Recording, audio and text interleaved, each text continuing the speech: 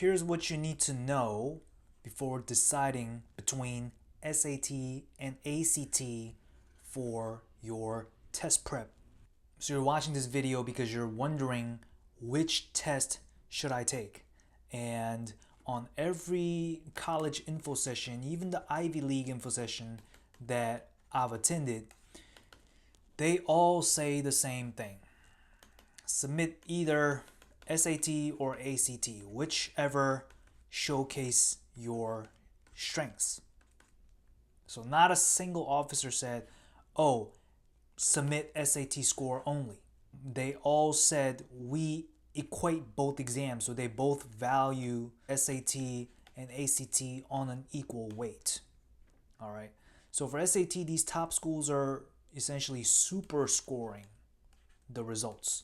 So what that means, if you've never heard of it, is let's say you take the exam 3 times, and for reading, writing, and English, let's say for reading plus writing and math, you get, 600, 600, and then the second attempt, you get 720, 750, and the third attempt, you get 720 and 780.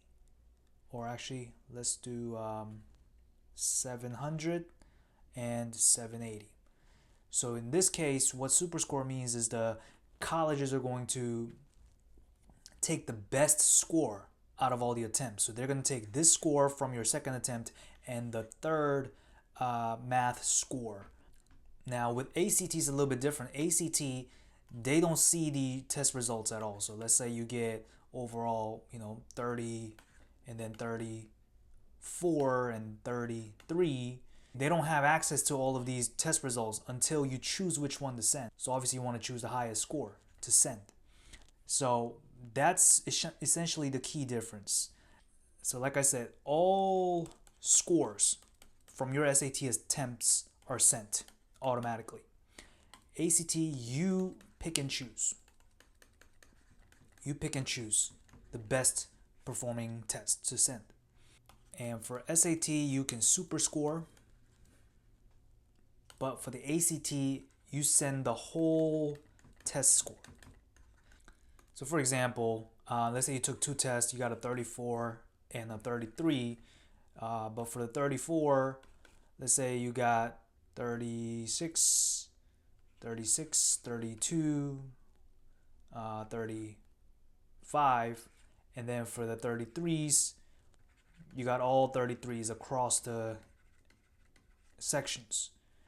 Now, if you choose to send this score, this particular section will be at a disadvantage because you scored 1 point higher when you took it this time, the second time. But it does make sense to send this score regardless because it's the overall higher score out of the two, and you also scored 2 perfect sections. Let's talk about the math content because both of them have math. And SAT covers up to Algebra 2 and some occasional trigonometry, logarithmic functions. For ACT, it definitely tests through Algebra 2 plus some extra geometry.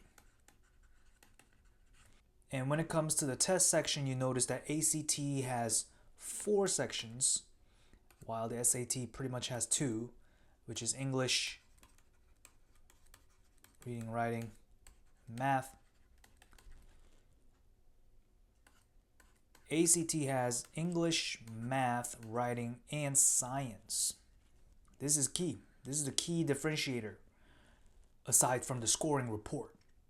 So this ACT science can be a game changer, especially if your child is interested in interpreting graphs, charts, able to read short passages under time pressure. Because ACT science is not about some hardcore physics exam. That's not it. It's really how quickly can you interpret the data in a given passage and answer the question. So I once knew a student who was a straight up genius in biology, but she bombed the ACT science section. She got a 30 out of 36. because she had not practiced a rapid fire reading style. So if you choose to go with the ACT and prepare for the science section, you got to train specifically. All right. So for ACT science, you want to do a daily time drills on data interpretation. So here's my action plan for choosing which tests to decide and focus on. I don't recommend prepping for both. As soon as you find one test that you feel more confident in, your child feels more confident in, then go all in on that test. Okay? So first step is to do a diagnostic test for both SAT, ACT. You want to take the practice SAT in digital format, and then you compare the score, but not the raw score. You want to compare the percentile. This is key. Compare the composite percentiles for the two tests. Okay? And if there's a drastic difference between one or the other, then you want to go with the one that your child scored the highest on. Now, score submission strategy. We went over it. SAT, there's no way to hide. You can't hide low score, low attempts. But you can super score. Well, the schools will super score it on their own. ACT, you choose. Your child can choose. So it gives them that psychological relief. So there's that difference there that you want to be aware of. Now, section specifically, reading and writing and ACT, they are different. They're a different style. But ACT tends to be more straightforward. So if your child prefers that style more, then ACT would be recommended. If your child also loves data and charts, then ACT science is going to be their playground. So really, to choose between the two tests, if your child checks these two boxes in terms of their strengths, then I would have them go with ACT. Now, when it comes to timeline, I already made a video on it.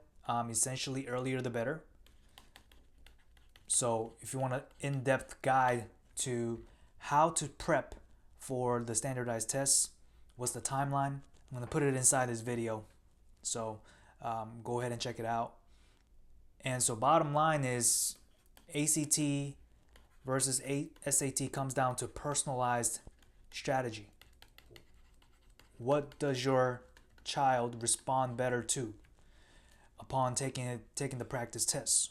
What type of style do they feel more confident in? And how do they feel about super scoring versus sending the whole test scores? So choose the test that plays to your child's strengths and let colleges see only your best performance. That'll do it for this video. Thank you for tuning in, and I'll see you in the next one.